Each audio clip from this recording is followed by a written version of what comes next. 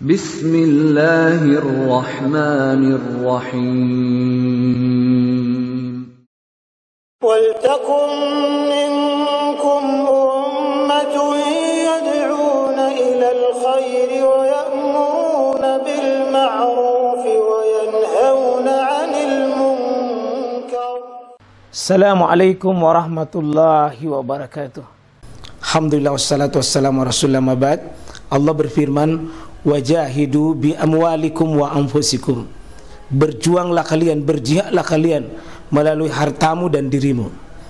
Hampir semua ayat-ayat berjuangan dan pengorbanan itu dimulai dengan bi amwalikum, harta kalian, harta kalian. Saya mengajak secara praktis dan kami sudah buktikan. Rp1.000 itu bisa luar biasa dahsyat. Bisa beli mobil, bisa buat kuburan, ya, bisa membangun masjid. Uang 1.000.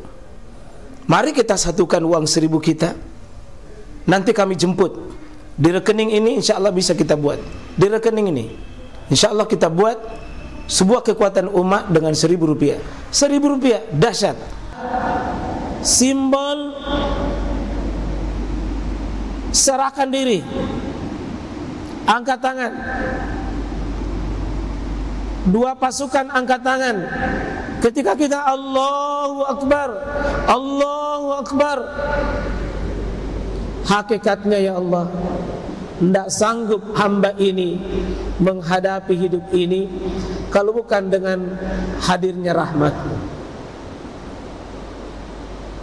Hidup ini Pak, Allah tahu kita punya beban, kita punya masalah, kita punya keluhan. Tidak ada tempat yang paling terbaik untuk sampaikan keluhan itu melebihi 5 kali buka praktek wajib ruangan VIP yang bernama sholat. Maka jemaah sekalian, mari kita siapkan waktu sedikit Pak. Jangan-jangan sudah 10 tahun, 20 tahun kita sholat, sudah 30 tahun kita sholat, tapi belum sadar, belum mengerti apa yang saya ucapkan ketika saya sholat.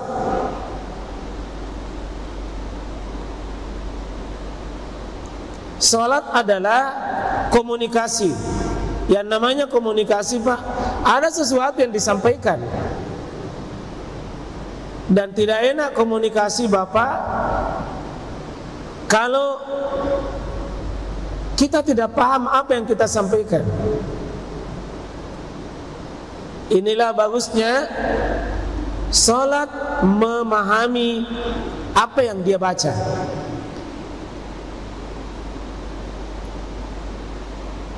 Bukanlah sesuatu yang susah Pak. Kalau sekedar memahami tidak. Kalau menghafal mungkin, menghafal terjemahan mungkin berat, tapi memahami tidak Pak. Saya yakin setiap pesannya salat kita itu ada pesannya Pak. Pesan takbir, pesan doa iftitah. Kalau Bapak pilih doa iftitah mana, mari Pak. Apa itu pesannya di situ? Kalau Bapak baca Allahu Akbar kabira walhamdulillahi katsira wa subhanallahi bukrata wasila. Apa yang kita hadirkan? Apa yang kita pikirkan? Karena nilai salat seseorang tergantung dari berapa persentase kehadiran pikirannya dalam hatinya kepada Allah. Itu yang disebut dengan al-khusyuk. Ada yang dapat sholat itu 1/2 Pak, namanya an-nisf. Ada sulus 1/3, ar-rubu 1/4, al-humus 1/5, ada sudus 1/6, ada subuh 1/7, ada as-sumun 1/8. Artinya total kita dari takbir sampai salam, ada orang lebih banyak kosong Pak. lebih banyak kosong. Kita mau semakin banyak kita hadirkan, terkonek jiwa kita, tersambung pikiran kita kepada Allah. Biar urusan dunia, tapi terkonek dengan Allah, tersambung dengan Allah. Anak kita boleh, istri, suami kita diingat, tapi ketika kita mengingat tersambung kepada Allah, itu boleh.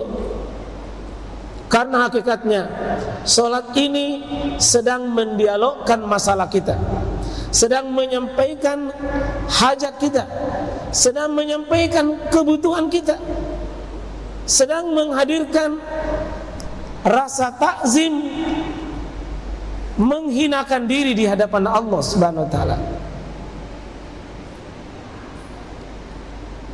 Mungkin bagus Pak, sedikit kita siapkan waktu terjemahan bacaan solat, kita pahami. Nggak usah persis Pak.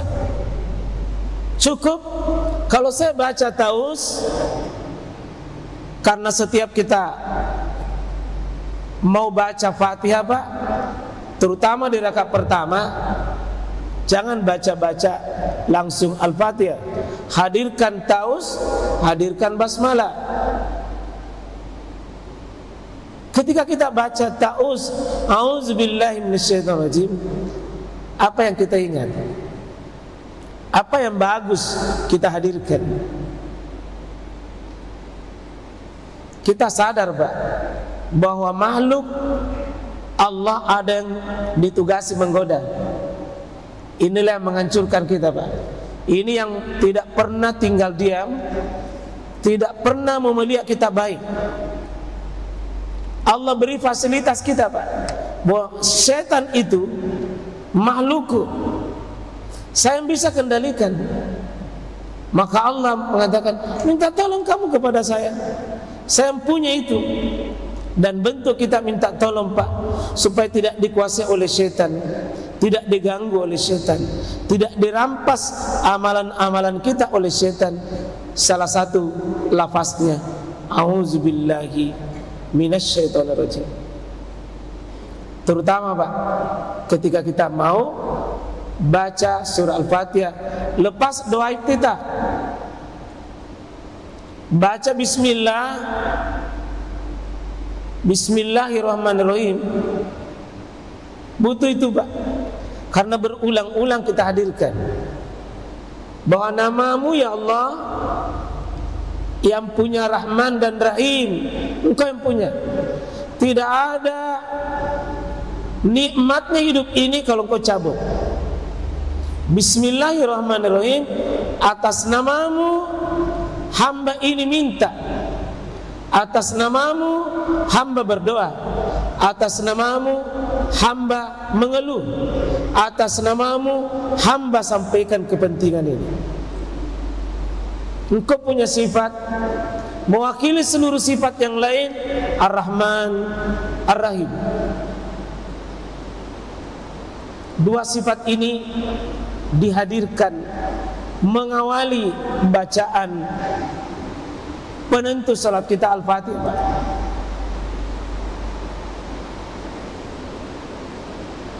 Ya, mungkin bagus kita sedikit beri waktu hidup kita Pak,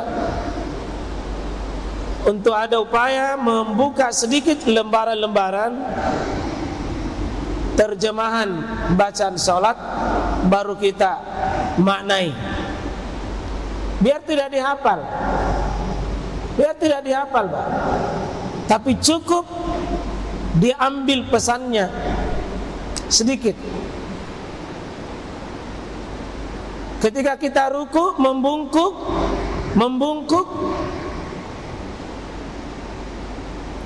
di mana kepala sejajar dengan pembuangan, kita hadirkan Pak namanya kalimat takzim. Karena kata ulama, kalau mau khusyuk 4 syarat. Hinakan diri kita. Siapa yang tidak menghinakan dirinya di hadapan Allah? Sulit nikmati salat. Kalau bapak membungkuk, hakikatnya sedang menghinakan diri di hadapan Allah. Doa-doa itu Pak, ibadah kita sebenarnya itu intinya menghinakan diri. Semakin merasa hina di hadapan Allah, merasa butuh sama Allah, merasa takzim sama Allah, itu semakin tinggi kualitas ibadah kita. Karena ini kita hadir Subhana Rabbi Al-Azim, Subhana Rabbi Al-Azim. Kalau kita turun Pak, disunahkan Subhana Rabbi Al-Azim. Jangan kepala tak bungkuk, visi tak membungkuk, pikiran tak menentang, hati tak tidak taat. Tidak terkonek antara fisik dengan ucapan.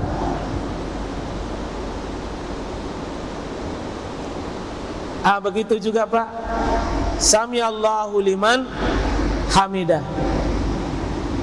Kalau Sami Allahu liman hamidah, bagusnya jangan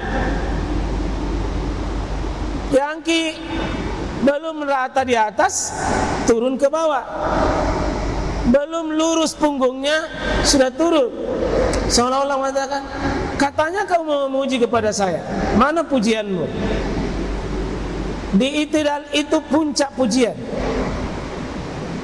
Sesudah menghinakan diri, justru mengangkat Allah dengan seluruh pujian. Dan itu kalau kita baca Mil'us samawati, pujian itu penuh langit. Mil'ul ar, pujian itu penuh bumi. Wa ma bainahuma, bahkan pujian itu sepenuh langit dan sepenuh bumi. Allah malu Pak kalau kita puji lalu dibiarkan tidak ada hasil. Itu saya kira antara lain sebagian dari ucapan memetik sebagian hikmah Pak. Karena Rasulullah Isra dan Mi'raj itu dihibur.